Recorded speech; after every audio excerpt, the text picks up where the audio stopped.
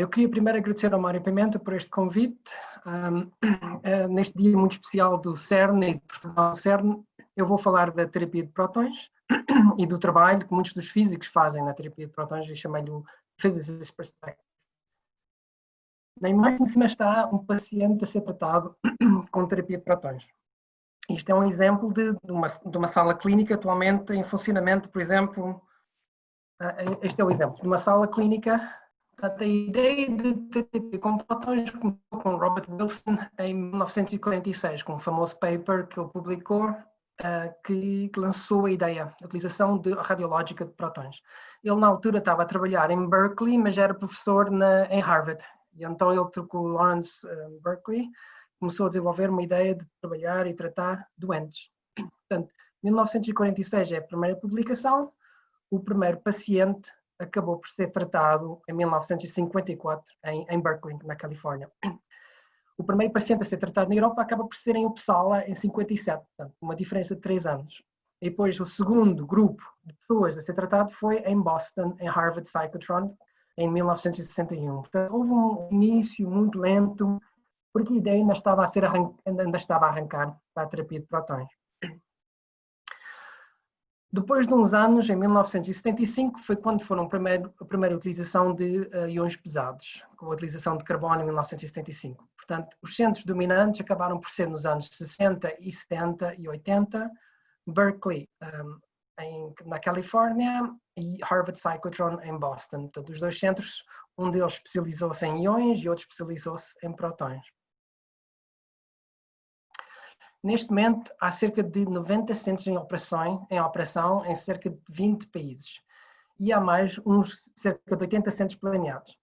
Estes dados já são um pouco antiquados. Aqui aparece Espanha com 2 centros que já trataram. Portanto, isto foi planeado e já começou a tratar. Portanto, os dois centros que estão em Madrid já começaram a tratar e já fazem parte dos centros que já estão em operação.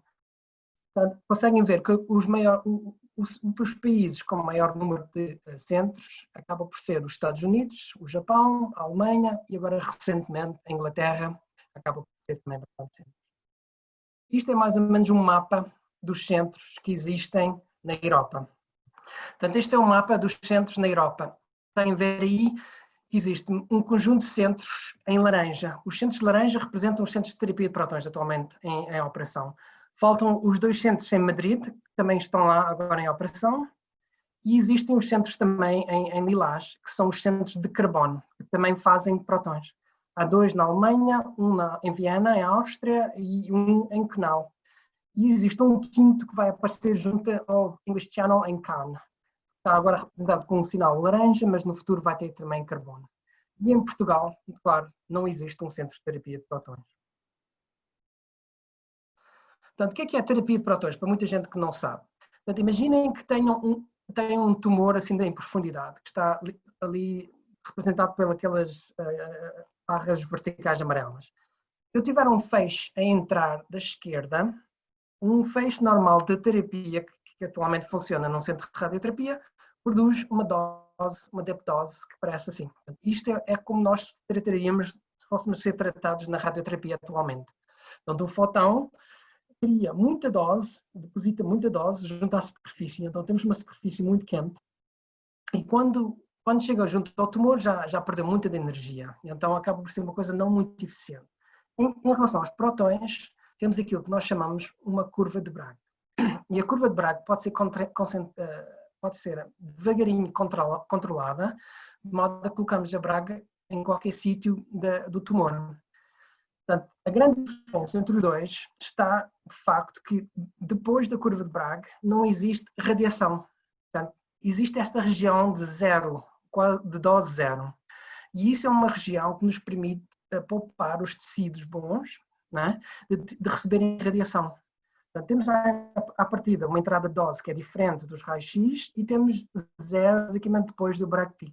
Então, essa região é a parte mais importante. A terapia de prótons centra-se nisso, a habilidade de reduzir a dose aos órgãos que vão funcionar bem, que não têm cancro e que não vale a pena estar a destruir com radiação. Portanto, como é que quantificamos de uma forma operacional o efeito da radiação? Uma coisa que temos sempre de perceber, que a radiação mata qualquer tipo de célula. Quanto maior for a radiação, mais conseguimos matar o número de células. Então, no horizontal está uma curva de dose, a radiação de dose, e na vertical está a habilidade de controlar o tumor. Se aumentamos a radiação ao tumor, mais cedo ou mais tarde vamos conseguir eliminar 100% do tumor.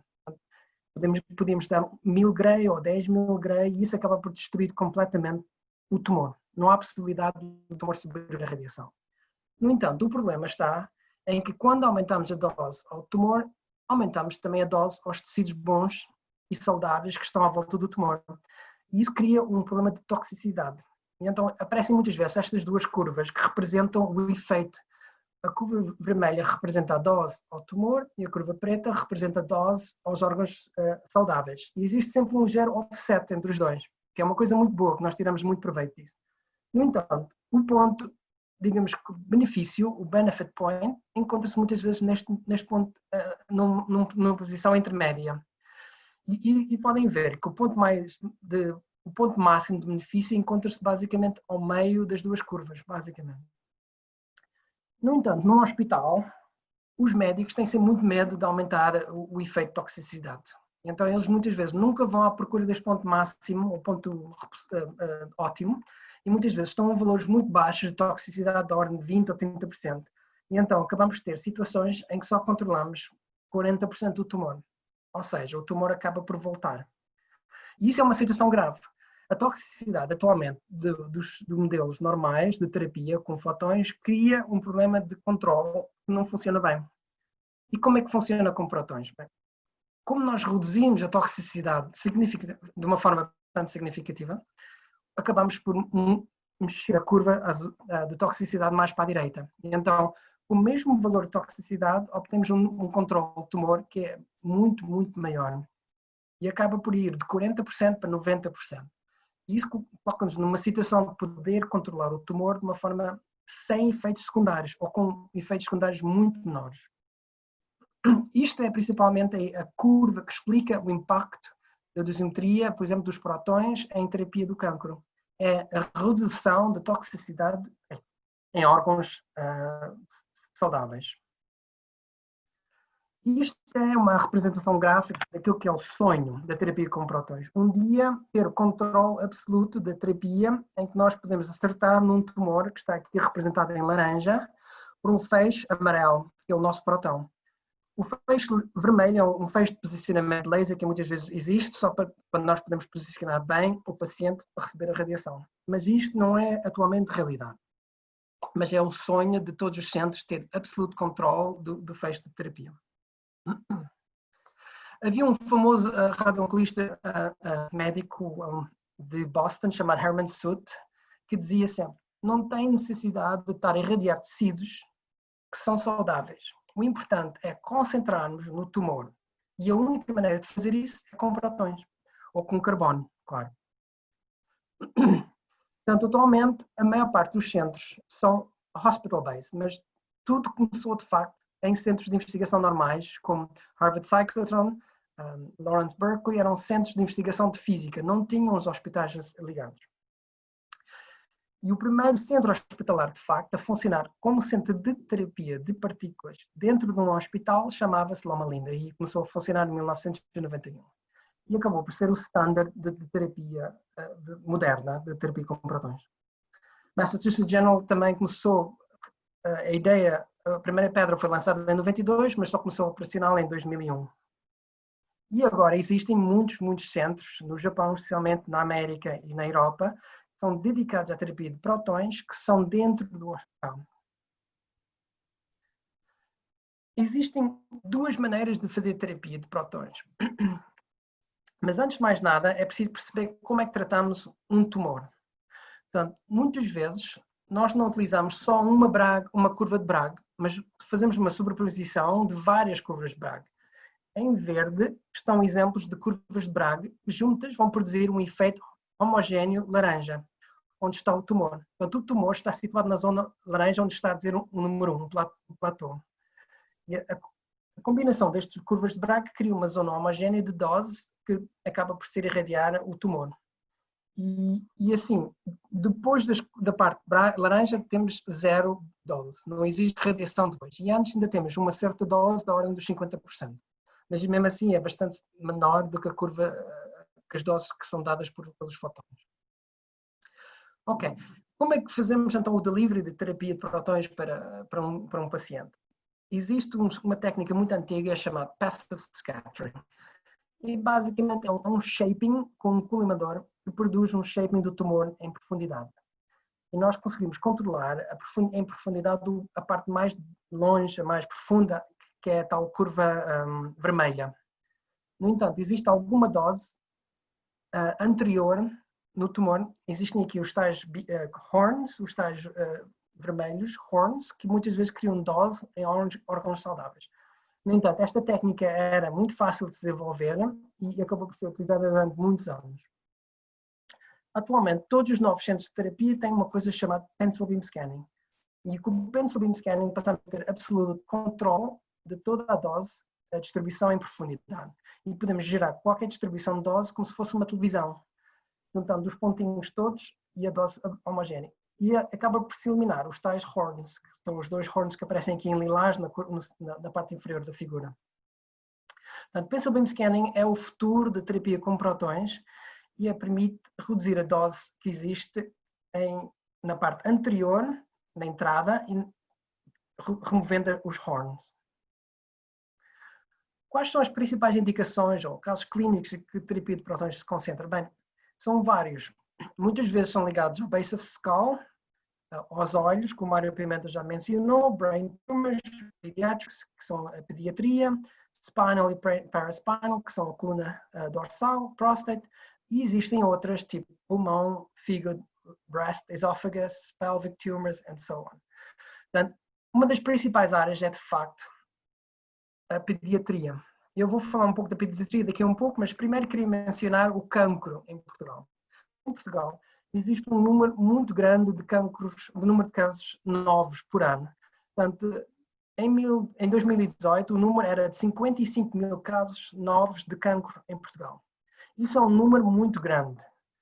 A nível da terapia, da radioterapia, cerca de 50% destes casos iam beneficiar de radioterapia normal.